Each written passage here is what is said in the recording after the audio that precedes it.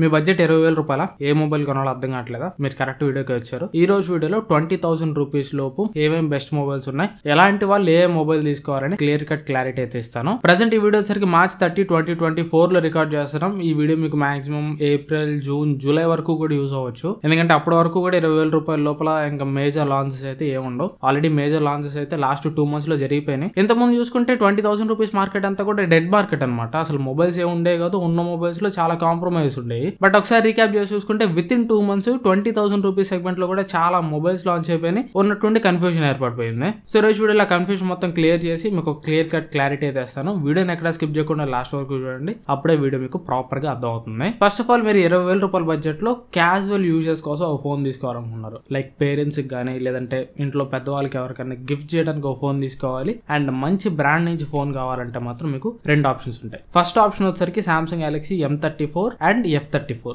ఈ F34, M34 రెండు కూడా సేమ్ మొబైల్స్ అనమాట.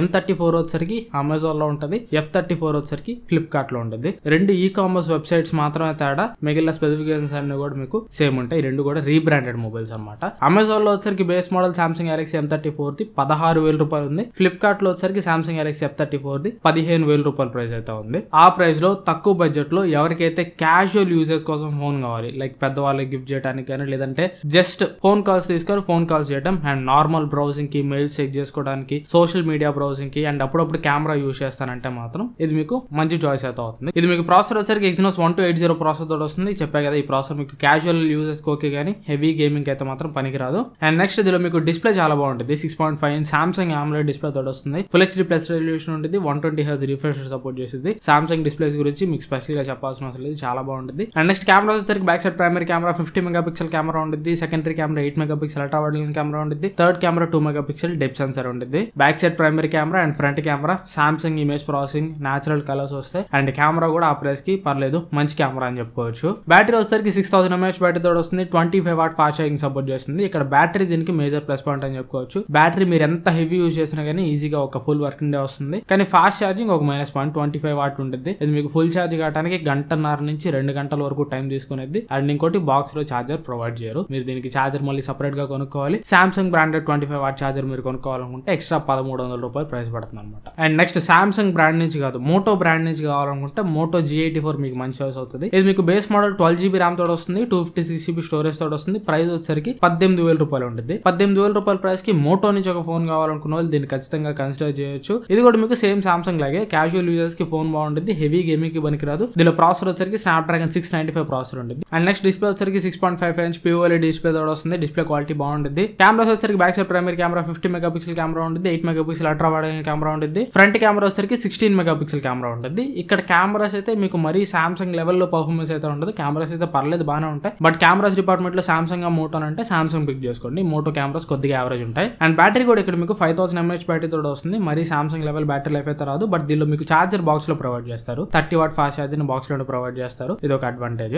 అండ్ సామ్సంగ్ తో కంపేర్ చేస్తే ఇంకొక అడ్వాంటేజ్ ఏంటంటే డిజైన్. ఇది మీకు వేగల్ లెదర్ బ్యాగ్ తోటి వస్తుంది. అండ్ ఇది మీకు ఫోన్ పట్టుకోవడానికి చాలా లైట్ వెయిట్ ఉంటుంది. అండ్ చేతిలో పట్టుకున్నప్పుడు లుక్ చాలా బాగుంటుంది. సో ఈ ఆస్పెక్ట్స్ లో మీరు 2 ఫోన్స్ లో ఒక ఫోన్ పిక్ చేసుకోవాలి. తక్కువ ప్రైస్ లో రావాలి, better camera and better battery life కావాలంటే సామ్సంగ్ M34 తీసుకోండి. లేదు కొద్దిగా ప్రైస్ ఎక్కువైనా పర్లేదు, 18,000 రూపాయల దాకా పెడతాను. లైట్ వెయిట్ ఉండాలి, ఫోన్ లెదర్ బ్యాగ్ తోటి రావాలి, చూడడానికి బాగుండాలి, కెమెరాస్ కొద్దిగా యావరేజ్ ఉన్నా పర్లేదు, 5000 mAh బ్యాటరీ అయినా పర్లేదు అనుకుంటే మోటో తీసుకోండి. అండ్ నెక్స్ట్ 20,000 లో నాకు ఒక మంచి ఆల్రౌండర్ ఫోన్ కావాలి, పర్ఫార్మెన్స్ బాగుండాలి, కెమెరాస్ బాగుండాలి, ఎవ్రీథింగ్ కూడా బాగుండాలి అనుకుంటే మాత్రం one and only single choice iQOO Z9. ఇదే మళ్ళీ మీకు రీబ్రాండ్ చేసి ఫ్లిప్కార్ట్ లో Vivo T3 అనే పేరుతో కూడా అమ్ముతారు. రెండింటి ఇంటర్నల్ స్పెక్స్ అన్ని కూడా మీకు సేమ్ ఉంటాయి. కొన్ని చిన్న చిన్న చేంజెస్ ఉంటాయి. ఆ చిన్న చిన్న చేంజెస్ కూడా నేను మీకు చెప్తాను. రెండింటి ప్రైస్ కూడా సేమ్ ఉంటుంది. రెండు మీకు బేస్ మోడల్ 20,000 రూపాయల ప్రైస్ వస్తాయి. రెండింటిలో కూడా మీకు ప్రాసెసర్ Dimensity 7200 ప్రాసెసర్ ఉంటుంది. ఈ ప్రాసెసర్ ఆ ప్రైస్ లో గేమింగ్ కూడా చాలా బాగా హ్యాండిల్ చేసింది. ఇన్ఫాక్ట్ 20,000 రూపీస్ లోపు బెస్ట్ గేమింగ్ ఫోన్స్ అయితే ఇవే అని చెప్పుకోవచ్చు. డిస్ప్లే వచ్చరికి 6.67 ఇంచ్ AMOLED డిస్ప్లే ఉంటుంది. 120 Hz రిఫ్రెష్ రేట్ సపోర్ట్ చేసింది. ఫుల్ HD ప్లస్ రెజల్యూషన్ అనమాట. ఇది డిస్ప్లే క్వాలిటీ కూడా బాగుంటుంది. అండ్ కెమెరాస్ వచ్చరికి back side primary camera 50 megapixel camera ఉంటుంది. ఆప్టికల్ ఇమేజ్ స్టెబిలైజేషన్ ఉంటుంది. Sony IMX882 సెన్సర్స్ అనమాట ఇవి. అండ్ 2 ఫోన్స్ లో కూడా బ్యాక్ సైడ్ మీకు అల్ట్రా వైడ్ యాంగిల్ కెమెరా అయితే ఉండదు.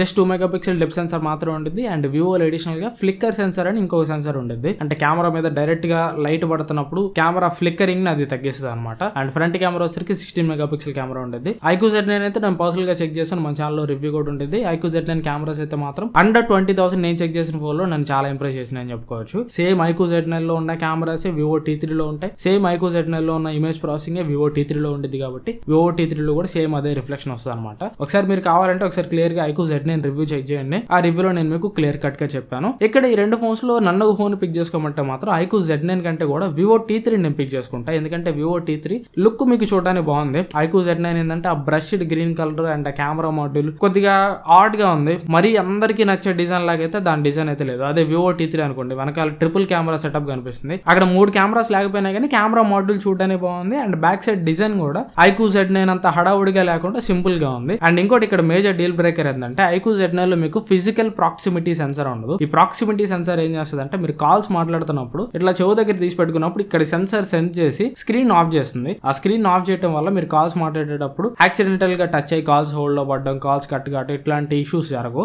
బట్ iQOO Z9 లో ఆ ఫిజికల్ ప్రాక్సిమిటీ సెన్సర్ లేదు. మీరు ఫోన్ హ్యాండ్ మూవ్మెంట్ ద్వారా హ్యాండ్ గెక్షన్ ని నోటీస్ చేసి స్క్రీన్ ఆఫ్ చేస్తుంది. అదొకసారి అంత కరెక్ట్ గా వర్క్ కాకపోవచ్చు. అదే Vivo T3 లో వచ్చరికి ఫిజికల్ ప్రాక్సిమిటీ సెన్సర్ ఉంది. సో అందుకని నేను Vivo T3 సజెస్ట్ చేస్తా. అండ్ ఆ ప్రైస్ లో దీనికి మీకు స్టీరియో స్పీకర్స్ ఉంటాయి. స్టీరియో స్పీకర్స్ ఉన్నప్పటికీ కూడా డాల్బీ అట్మాస్ సపోర్ట్ ఉండదు. అండ్ డిస్ప్లేకి డాల్బీ విజన్ సపోర్ట్ ఉండదు. 3.5mm head phone Jack support కూడా ఉండదు. ఇవి మైండ్ లో పెట్టుకోండి. సో నన్ను అడిగితే అండర్ 20,000 ప్రతి డిపార్ట్మెంట్ కూడా టిక్ చేసే ఒక బెస్ట్ ఆల్రౌండర్ ఫోన్ అయితే iQOO Z9 గానీ Vivo T3 గానీ అవుతుందని చెప్పుకోవచ్చు. అండ్ ఇప్పుడు చాలా మంది Realme 12+ అని కామెంట్ చేస్తారు. Realme 12+ iQOO Z9 తోటి కంపేర్ చేసుకుంటే అంత బెటర్ చాయిస్ ఏం కాదు. Realme 12+ లో కెమెరాస్ అక్కడ వాళ్ళు బాగా అడ్వర్టైజ్ చేసుకున్నారు. సో అక్కడ ఏం స్టాంప్ పడిపోయిందంటే 20,000 రూపీస్ లోపల బెస్ట్ కెమెరా ఫోన్ అంటే Realme 12+ అని స్టాంప్ పడిపోయింది. యాక్చువల్ గా చెప్పాలంటే iQOO Z9 తోటి Vivo T3 తోటి కంపేర్ చేస్తే 10-15% Realme 12+ లో కెమెరాస్ కొద్దిగా బెటర్ గానే ఉండొచ్చు. బట్ అయినా కానీ మిగిలిన ఆస్పెక్ట్స్ అన్ని చూసుకుంటే పర్టికులర్ గా ప్రాసెసర్ డిపార్ట్మెంట్ లో చూసుకుంటే Realme 12+ లో Dimensity 7050 ప్రాసెసర్, ఆ Dimensity 7050 ప్రాసెసర్ తోటి కంపేర్ చేస్తే Dimensity 7200 ప్రాసెసర్ అనేది చాలా బెటర్ ప్రాసెసర్. సో ఇక్కడ మీరు ఒక డిసైడ్ కావాలి. నన్ను అడిగితే మాత్రం ఆ ప్రైస్ లో Realme 12+ తోటి కంపేర్ చేసుకుంటే iQOO Z9 or Vivo T3 value for money. And ఇప్పుడు చాలా మంది Realme Narzo 70 Pro అంటారు. అసలు Narzo 70 Pro అండర్ 20,000 లోనే రాదు. దాని స్టార్టింగ్ మోడల్ ప్రైస్ 22,000 రూపాయలు ఉండిద్ది. అండ్ Realme 12+ Narzo 70 Pro రెండు కూడా సేమ్ ఫోన్స్, ఒకే ఒక తేడా ఉండిద్ది. అది కూడా ప్రైమరీ కెమెరా విషయంలో. Narzo 70 Pro లో బ్యాక్ సైడ్ ప్రైమరీ కెమెరా కొద్దిగా బెటర్ కెమెరా ఉండిద్ది. Sony IMX890 సెన్సర్ ఉండిద్ది. బట్ అది అండర్ 20,000 రూపీస్ కేటగిరీలో రాదు. అండ్ 22,000 కి అది అసలు వాల్యూ ఫర్ మనీ కాదు. అండ్ దాని తర్వాత Poco X6. ఇక్కడ Poco X6 ని చాలా మంది సజెస్ట్ చేయడం మానేశారు. కానీ Poco X6 ఇక్కడ మట్టిలో మానికం అనమాట. Poco X6 లో ఉన్న ఒకే ఒక మేజర్ ఇష్యూ ఏంటంటే కెమెరాస్ యావరేజ్ ఉంటాయి. కెమెరాస్ ఒక్కటే తప్పించి మిగతా ప్రతి డిపార్ట్మెంట్ కూడా ఇప్పుడు చెప్పిన ఈ ఫోన్స్ కంటే కూడా బెటర్ పర్ఫార్మెన్స్ చేస్తుంది. దీనిలో ప్రాసెసర్ వచ్చరికి Snapdragon 7S Gen 2 ప్రాసెసర్ ఉంటుంది. ఈ ప్రాసెసర్ Dimensity 7200 కంటే పవర్ఫుల్ ప్రాసెసర్ ఏం కాదు. బట్ అలా అని తీసి పడేసే ప్రాసెసర్ కూడా కాదు. 20,000 రూపీస్ లోపు Snapdragon 7S Gen 2 కూడా మంచి పర్ఫార్మెన్స్ చేస్తుంది. ఈవెన్ గేమింగ్ కూడా మీరు బాగానే ఆడుకోవచ్చు. బట్ 20,000 రూపీస్ లోపు ది మోస్ట్ పవర్ఫుల్ ప్రాసెసర్ అయితే మాత్రం Dimensity 7200. రెండింటి మధ్య ఎంత తేడా ఉంటుంది అంటే 10-15% మాత్రమే ఉంటుంది. ఈ ప్రైస్ సెగ్మెంట్ లో ఆ 10-15% అనేది పెద్ద మ్యాటర్ ఏం కాదు. ఇంకా ప్రాసెసర్ డిపార్ట్మెంట్ పక్కన పెట్టి డిస్ప్లేకి వెళ్ళామంటే ఆ ప్రైస్ లో వన్ అండ్ ఓన్లీ ఫోన్. ఇది మీకు 1.5K రెజల్యూషన్ డిస్ప్లే తోడు వస్తుంది. అండ్ డిస్ప్లేకి మీకు డాల్బీ విజన్ సపోర్ట్ ఉండేది. అండ్ ఈ డిస్ప్లే మీకు 12-bit డిస్ప్లే అనమాట. సో రాసి పెట్టుకోండి 20,000 రూపీస్ లోపు ది బెస్ట్ డిస్ప్లే ఇది. అండ్ డిస్ప్లే మీద ప్రొటెక్షన్ కూడా Corning Gorilla Glass Victus protection ఉంటుంది. డిస్ప్లే డిపార్ట్మెంట్ అక్కడ ఇది ది బెస్ట్ అని చెప్పుకోవచ్చు. కెమెరా వచ్చేసరికి back side primary camera 64 megapixel camera ఉండేది. ఫ్రంట్ కెమెరా వచ్చేసరికి 16 మెగాపిక్సెల్ కెమెరా ఉండేది. కెమెరాస్ అక్కడ మీకు పనిగానే ఇస్తే not the best cameras. Battery వచ్చేసరికి 5100 mAh బ్యాటరీ తోడు వస్తుంది. 67 వాట్ ఫాస్ట్ ఛార్జింగ్ సపోర్ట్ చేస్తుంది. బ్యాటరీ లైఫ్ కూడా ఒక plus point, full working day వస్తుంది. అండ్ ఇక అదర్ ఫీచర్స్ లోకి వెళ్ళామంటే ఈ ప్రైస్ సెగ్మెంట్ లో దీనిలో మీకు 3.5mm హెడ్ ఫోన్ జాక్ ఉంటుంది. స్టీరియో స్పీకర్స్ తోడు వస్తుంది. అండ్ డాల్బీ అట్మాస్ కి సపోర్ట్ చేసిద్ది. డాల్బీ విజన్ కి సపోర్ట్ చేసిద్ది. IR బ్లాస్టర్ ఉండిద్ది.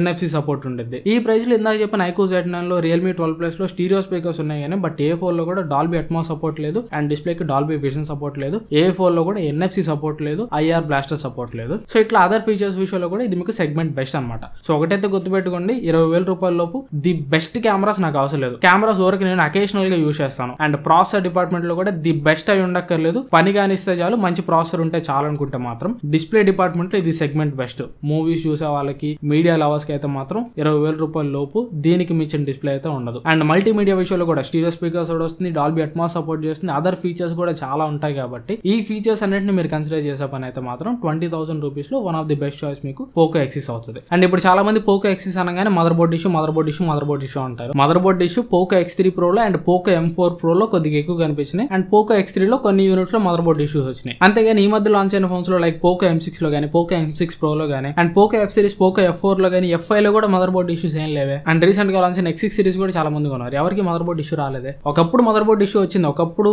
కొద్దిగా చీప్ హార్డ్వేర్, కొద్దిగా నెగ్లిజెన్సీ మీద వీళ్ళు X3 Proలో కానీ M4 Proలో కానీ చీప్ మదర్ బోర్డ్ వాడుండొచ్చు. బట్ ఇప్పుడు వాళ్ళు దాన్ని అక్నాలెడ్జ్ చేశారు, అంటే తెలుసుకొని తగిన జాగ్రత్తలు తీసుకున్నారు. ఇక పేదట మదర్ బోర్డ్ ఇష్యూస్ రావు అని కూడా వాళ్ళు చెప్తున్నారు. సో ప్రెసెంట్ అయితే పోకో లేటెస్ట్ ఫోన్స్ వెయిట్ లో కూడా మదర్ బోర్డ్ ఇష్యూస్ అయితే లేవు, మీరు ధైర్యంగా తీసుకోవచ్చు, ఏం కాదు. ఇది ఓవరాల్ గా నా వీడియో అయితే. ఈ వీడియోలో మీకున్న కన్ఫ్యూజన్ ని క్లియర్ చేశాను అనుకుంటున్నాను. సింపుల్ అబ్బాయి, ఏం లేదు. ఆల్ రౌండర్ ఫోన్, ప్రతి డిపార్ట్మెంట్ కూడా టిక్ చేసే ఒక కంప్లీట్ ప్యాకేజ్ కావాలంటే iQOO Z9 or Vivo T3 తీసుకోండి. కెమెరాస్ కొద్దిగా యావరేజ్ ఉన్నా పర్లేదు, మల్టీమీడియా నాకు main important and extra features ఎక్కువ ఉండాలి. NFC కానీ, IR బ్లాస్టర్ కానీ, Dolby Atmos కానీ ఇట్లాంటివి ఎక్కువ ఉండాలంటే పోకో X6 తీసుకోండి. అండ్ ఇక అవాయిడ్ చేయాల్సిన ఫోన్స్ చెప్పా కదా, Realme 12 Plus అవసరం లేదు, అక్కడ అదంతా వర్తీ చాయిస్ కాదు. అండ్ ఇంకా కొన్ని ఫోన్స్ ని కూడా నేను ఆ ప్రైస్ లో అవాయిడ్ చేశాను. Tecno Pova 6 Pro కానీ, Infinix GT 10 Pro కానీ, ఇవన్నీ కూడా జస్ట్ ఆన్ పేపర్ స్పెసిఫికేషన్స్ పరంగా బాగుంటాయి కానీ రియల్ టైమ్ ఎక్స్పీరియన్స్ పరంగా మీకు బాగుండదు. పర్టికులర్ గా Tecno Pova 6 Pro లో నిన్న లాంచ్ అయింది ఫోన్. ఆ ఫోన్ లో స్పెసిఫికేషన్స్ అన్ని బాగానే ఉన్నాయి, కాకపోతే ప్రాసెసర్ అక్కడ మరీ వీక్ లింక్ అనమాట. ప్రాసెసర్ వీక్ లింక్ అవడం తోటి కెమెరాస్ ఇమేజ్ ప్రాసెసింగ్ కూడా అంత బాగుండదు. And Infinix GT 10 Pro on paper specifications పరంగా చూసుకుంటే 20,000 రూపీస్ లోపు ది మోస్ట్ పవర్ఫుల్ ఫోన్ అదే. బట్ ఏం ప్రయోజనం, హీటింగ్ ఇష్యూ ఉంది అండ్ కెమెరా ఇష్యూ ఉంది. సో అందుకనే కొన్ని ఫోన్స్ అవాయిడ్ చేసి మంచి ఫోన్స్ ని మాత్రమే చెప్పాను. ఈ ఫోన్స్ మాత్రమే తీసుకోవడానికి ట్రై చేయండి. కింద డిస్క్రిప్షన్ లో అన్ని ఫోన్స్ లింక్స్ కూడా ఉంటాయి. ఒకవేళ మీరు మన ఛానల్ ఇండైరెక్ట్ గా ఫైనాన్షియల్ గా సపోర్ట్ చేయాలనుకుంటే ఆ లింక్స్ ని యూస్ చేసి ఆర్డర్ పెట్టడానికి ట్రై చేయండి. దానివల్ల నాకు చిన్న అఫిలియేట్ కమిషన్ వస్తుంది. ఆ అఫిలియేట్ కమిషన్ యూస్ చేసి ఛానల్ ఇంకా డెవలప్ చేస్తాను. ఈ వీడియో మీరు నచ్చితే లైక్ చేయండి అండ్ వీలైతే మీ ఫ్రెండ్స్ ఫ్యామిలీతో కూడా వీడియోని షేర్ చేయండి. ఇంకా ఛానల్ సబ్స్క్రైబ్ చేసుకోకుండా ఎవరైనా చూస్తుంటే ప్లీజ్ సబ్స్క్రైబ్ చేసుకుని సపోర్ట్ చేయడానికి ట్రై చేయండి. నా బెస్ట్ కంటెంట్ ఇవ్వడానికి ట్రై చేస్తున్నా. తొందరగా మనం 100K సబ్స్క్రైబర్స్ రీచ్ కావాలి. సో సబ్స్క్రైబ్ చేసుకొని సపోర్ట్ చేస్తారని ఆశిస్తున్నాను. Thanks for watching. మన నెక్స్ట్ వీడియోలో కలుస్తాను. Bye bye.